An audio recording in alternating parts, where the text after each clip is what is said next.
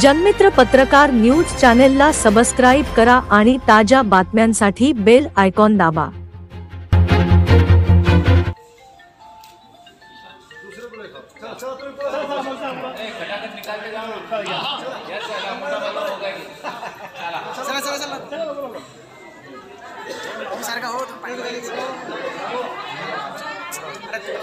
चे लोकप्रिय आमदार जलसम्राट कैलासजी गोरंट्याल यांचा आज वाढदिवस आहे।